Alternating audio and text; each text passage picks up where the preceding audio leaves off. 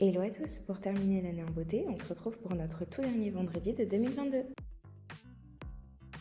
La French Tech Grand Paris et le Digital Medical Hub de l'AP-HP ont annoncé mardi 27 décembre le lancement d'un programme gratuit pour accompagner 20 jeunes startups prometteuses de la santé numérique.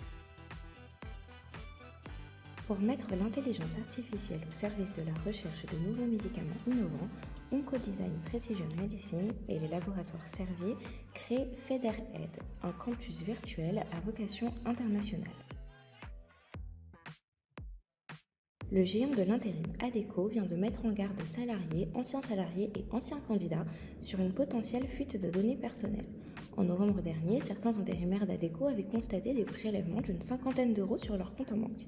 À l'époque, Adecco avait assuré n'avoir établi aucun lien entre ces prélèvements et les missions des intérimaires. Le groupe de protection sociale AG2R La Mondiale a annoncé dans un communiqué publié le 16 décembre un vaste plan de transformation de ses systèmes d'information en vue de développer les services d'assurance de demain. Bruno Ang, le directeur général délégué, affirme « Comme je l'avais annoncé dès ma prise de fonction en mai dernier, changer de braquet en matière de systèmes d'information et de digital sera l'une des grandes priorités de notre plan d'entreprise 23-25 ». L'application française de services bancaires pour les jeunes, Vibe, placée en liquidation judiciaire, a été rachetée par la fintech britannique Twig, qui propose de la revente de vêtements en plus des services de paiement. Et on poursuit avec les nominations de la semaine. Francis Well a officialisé son arrivée chez l'opérateur Free-Pro en tant que directeur des ventes entreprises et alliances.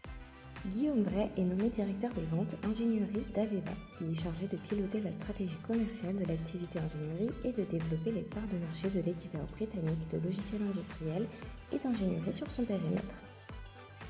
Vincent Tégédor a été nommé directeur général du numérique et des systèmes d'information et de communication du ministère des Armées.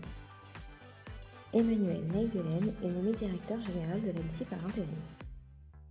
Denis Gadonnet rejoint l'éditeur américain LogRhythm pour développer les ventes de ses solutions de cybersécurité en Europe du Sud. Il vient compléter l'action de Vincent Pelvé, nommé à la direction commerciale de l'entreprise il y a moins d'un an en Europe. Cette semaine, les startups de la French Tech ont levé un peu plus de 94 millions d'euros. La première place revient à Logivolt qui a levé 70 millions d'euros pour ses infrastructures collectives de recharge de véhicules électriques. En seconde position, nous retrouvons Sonio qui a levé 7,5 millions d'euros pour son logiciel d'intelligence artificielle pour la médecine fœtale.